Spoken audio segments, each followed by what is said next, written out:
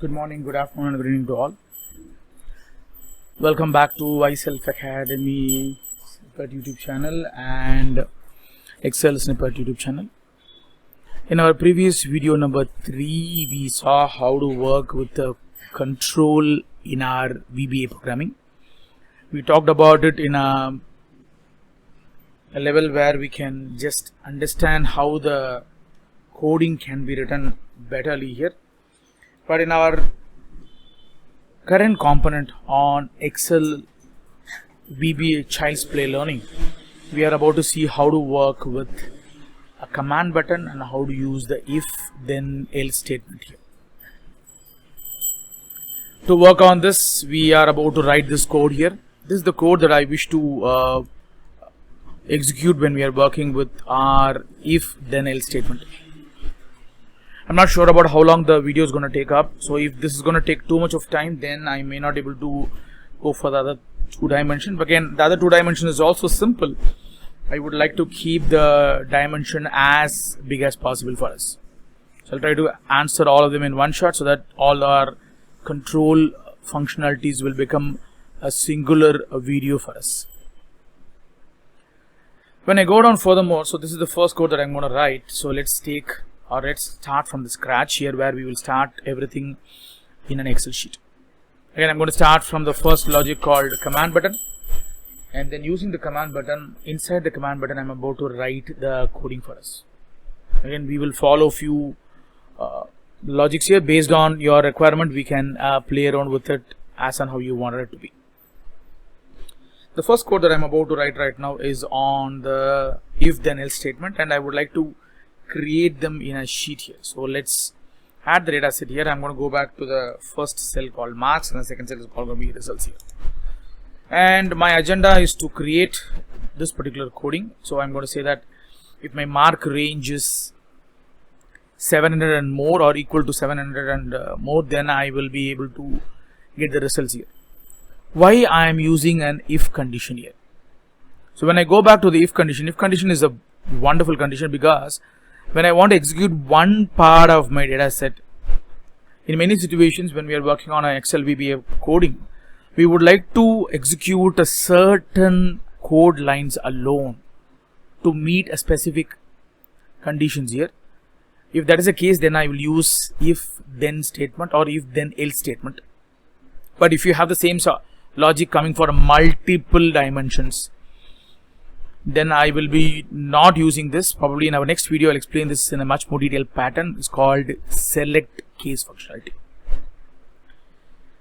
So to go forward and do things better, let me just go back to our list, and then I'm going to create a command button right now.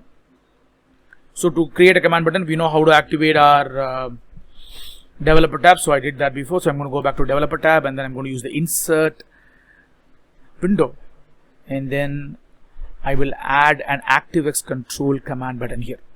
Again, don't try to use a keyboard shortcut. That's not going to really suit us well, because anyway we have to draw a command button to showcase the command button here. When I draw a command button, by default I can just draw the command button as big as I want. So I'm going to just make it a little smaller here.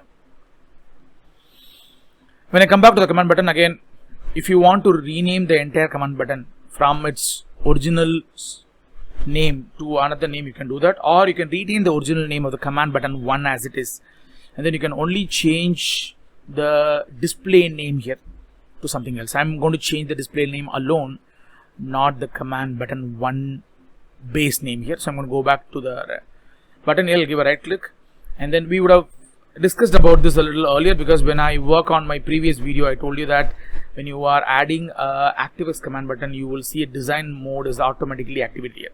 So when I do that, whatever I do with the button right now will all be on the design front, not on the code front here. So I'm going to give a right click. I'll go back to my property, and then when I go back to the property I get a list. This is the original name of it.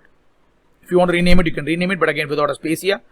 When I come back here, this is the name that I want to change on top of the button, not inside the button. The base button will still remain as command button 1. I'm going to call this as results, and then I can add whatever I want. I can add a space and also in the captions. Yes, the caption will not allow you to, I will not stop you to do that.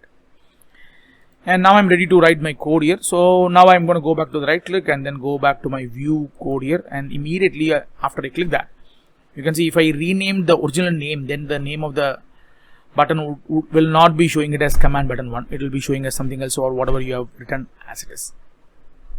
So I'm going to create this particular code here.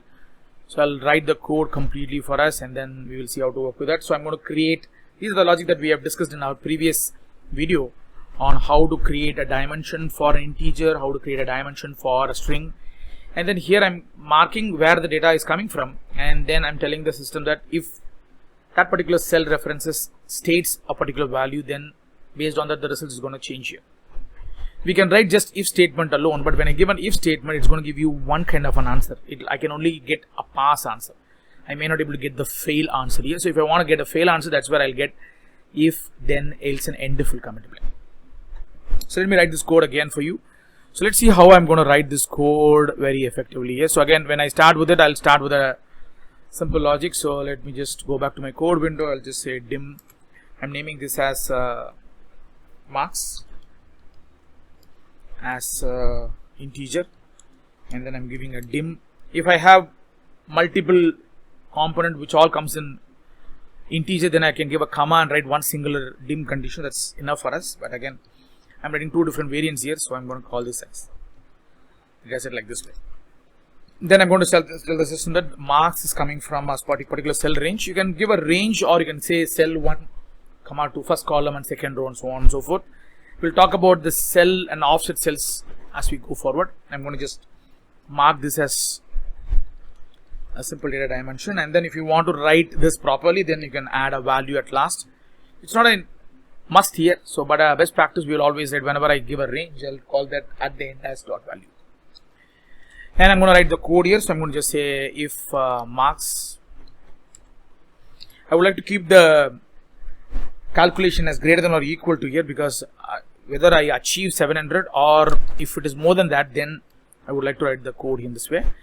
If you're writing if and then statement, then you can write the data set continuously here. So you can write the data set in this particular way, like the result is going to be passed.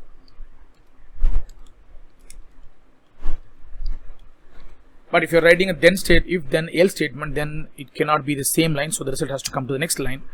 And then subsequently I will add a else here, and then I'll copy this, and then I'll say the data set is not the one, which is not, the condition is not carried forward properly, then it's going to be a not pass here. Then I'll give an end if functionality. If I want to see the results in a cell as an output, then I start the range again, but this time around I'm going to put the range probably in the next cell or the cell parallel to my marks here.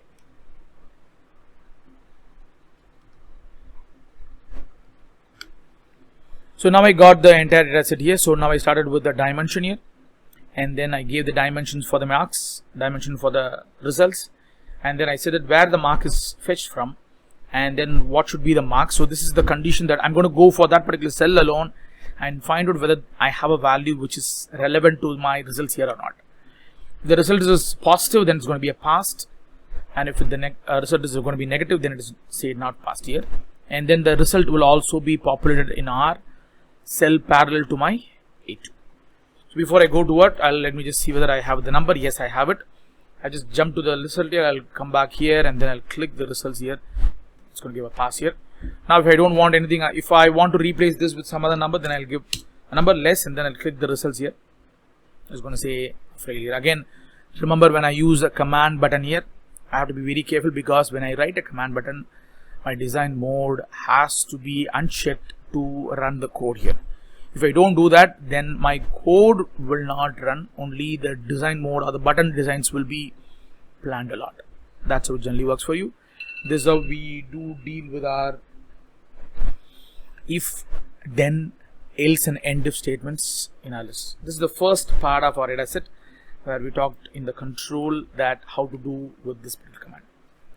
We can also create the next logic that is called for next loop. Again, for loop will be a simpler logic to work around. I can do a lot of things in for loop, but I'm going to give a small data set that I'm really interested in doing it, because this is going to be a simple code, but you can use for loop as many times as you want, however you want it to be.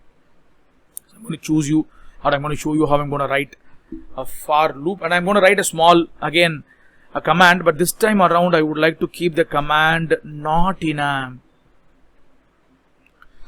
command button. Instead of that, I'll write the command directly. If you want to write the command button in a list, you can do that also. So I'm going to go back and add a new sheet to us, and then I'm going to just call this as for next.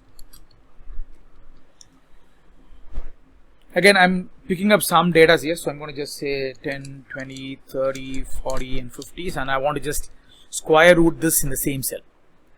So what I'll do is I'll write a code right now. So I'm going to go back to my insert and then add another command button here. I'm going to call this as I'll again go back to the property, and then I'll call this as for next.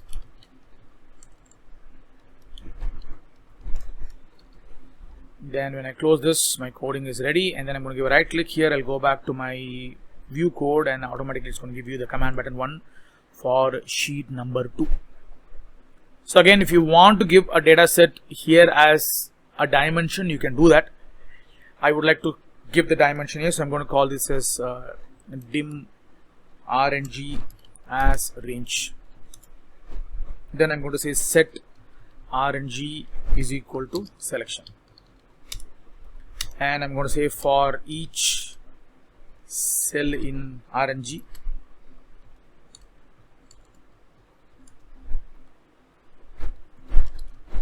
I'm going to write cell dot value is equal to, I'm going to multiply the same values twice. Then I'm going to come back here. I'll just say next RNG.